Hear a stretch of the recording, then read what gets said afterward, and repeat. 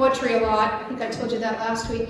And one day, when I was working at the Ottawa Mission, the homeless shelter in downtown Ottawa, a co-worker told me about a fellow named, well, I'll call him Dave. It's not his real name, but I'll change his name for the purpose of this sermon. Let's say Dave, who sat outside all day writing poetry.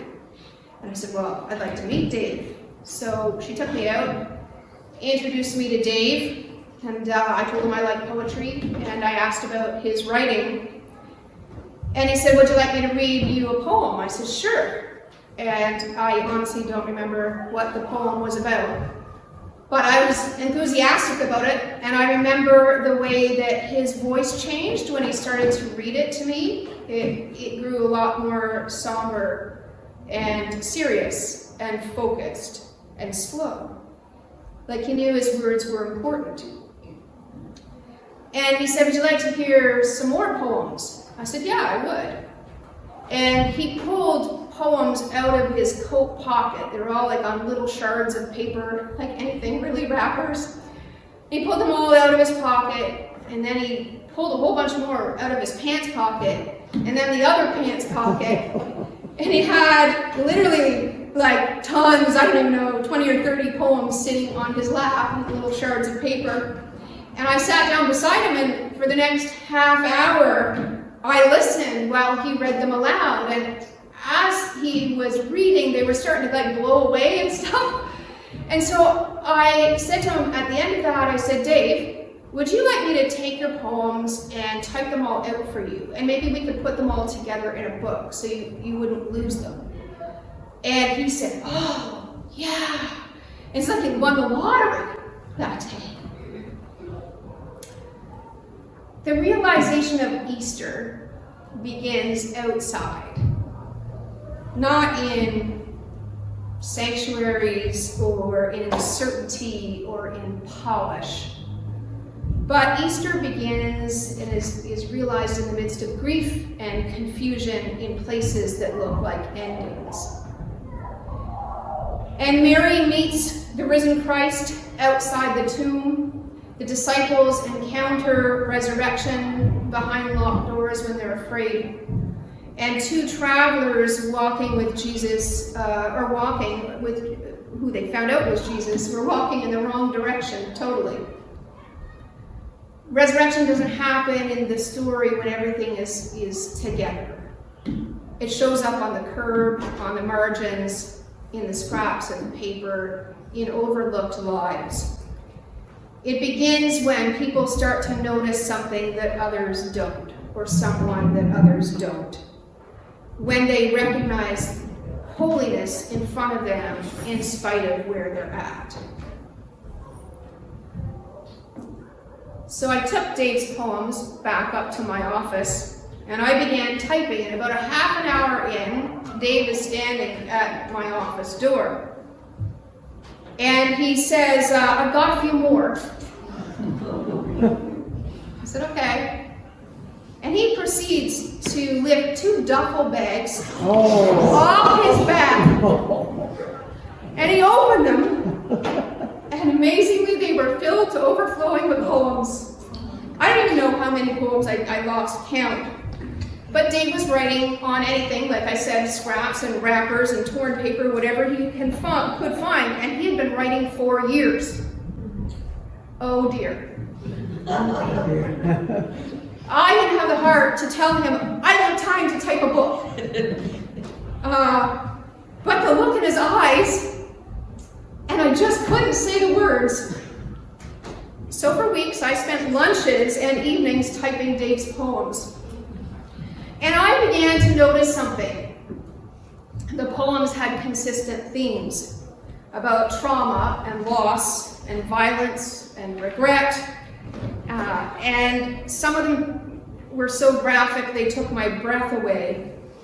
One lunch hour I went out and found Dave on the street, and I said, Dave, I've read your poems, I've been reading them as I'm typing them. I said, Dave, you've been through a lot. I have, he said.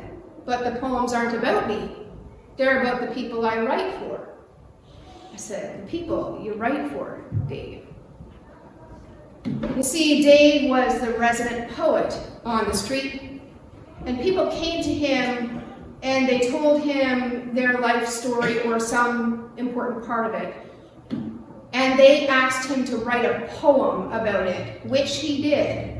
And then they would come back to him when he was finished and he would read it back to them, read the poem that he'd written about their experience to them. And I realized that I wasn't typing poems. I was typing a repository of people's life experiences, taking shape as poetry, given as a gift. Dave listened intently enough to turn pain into words, and he bore witness. It was his ministry. It was a profound ministry. I couldn't get over it. Now, ministry is not a word he would ever used. But I can guarantee you that it was that. It was a service to the people who he listened to all day long. Easter is God listening to grief at the tomb and fear in the locked room, and listening to disappointment on the road to Emmaus. Resurrection was realized through listening, with noticing the stories, and with noticing the person. Mary didn't recognize Jesus until he said her name, Mary. Recognition for her it didn't come just to see. It was embedded in a relationship. It came through relationship. She recognized him by the way he knew her.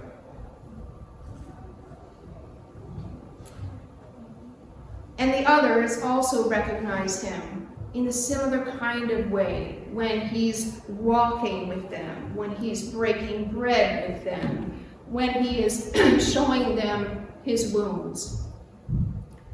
Dave was doing resurrection work on the sidewalk, turning suffering into something that could be seen and held and healed. It took a couple of months, but I finished the poems, and I wrote a foreword to the book, and on the front I typed, published by the Ottawa Mission. Well, Dave came to my office. I told him it was done, come and get the book, and I handed it to him, and he took it, and he just kept touching it, and would turn a page and touch the page, turn a page and touch the page, and he didn't say a single word. Man of many words, couldn't speak. And then he just turned and left. So I'm used to differences in behavior, having lived there for a while. And, I didn't know what to make of it, but I thought, well, maybe Dave's a bit overwhelmed, and I'll give him some time, and I'll go find him. Anyway, so 20 minutes later or so, I got up and I went down the street to see where Dave was. And I found him there, surrounded by people, like 3 circles deep of people. And he was excitedly telling him that he got published. He'd already been to the executive director's office showing her his publication. And he was surrounded by people flipping pages, and they were all trying to find their poem about them. And someone brought cookies out, and we had an impromptu book launch. and someone asked Dave to read, and he did. He was standing on the corner, and his voice once again growing serious and slowing down, because what he was saying mattered. He wasn't holding poems. He was holding stories. And when you hold stories, you hold the people. You hold them. And when you're holding a person like that, you are raising them up. And that is resurrection. That's Easter. Easter is God's way of saying that every story matters, not just the polished parts, or the hopeful parts, but especially the broken and the wounded and the unfinished parts. In the scripture, Jesus shows his followers and the doubters his scars. The story of pain isn't erased, not even his, but it is transformed. Resurrection is God saying that your life will not be lost, that no matter what happened to you, I've got you. Dave disappeared one day. We were told that he inherited some money. We never saw him again.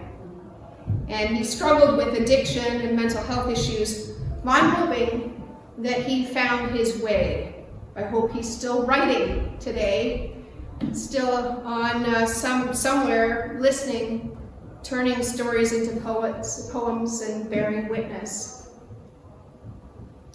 I used to think that Easter was mostly about what God did on Easter Sunday, what God does for us. You know, Christ is risen and death is defeated and hope is restored, and all of that is true.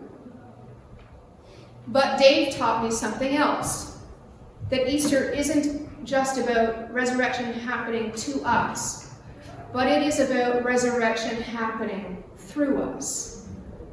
When we listen well enough to understand, when we sit on the curb of someone's life and take them seriously and non-judgmentally, when we do something simple, like listen, typing, not healing the world, not eradicating poverty, not solving addiction, just hitting a few keys. That day we were out there on the curb, hearing the most painful and excruciating stories that you ever imagined in poetry form, but the people were clapping after each one, and the cookies were being passed out, and Dave was there, proud as a peacock. He had been published. Now, I've been published a lot, but there is no book that I have ever been a part of that I am more proud of than Dave's. Sometimes resurrection doesn't look like miracles. Sometimes it just looks like attention, effort, kindness, showing up. Easter invites us to participate in the daily resurrections. We don't roll away stones with power. We roll them away with presence, which is power. And when we do, life rises. Despair diminishes, dignity rises in its place, hope rises, and a new day rises. Christ rises. And when we give our lives over to resurrection moments, the amazing thing is that they happen again and again and again. Thanks be to God. Amen. Let's sing.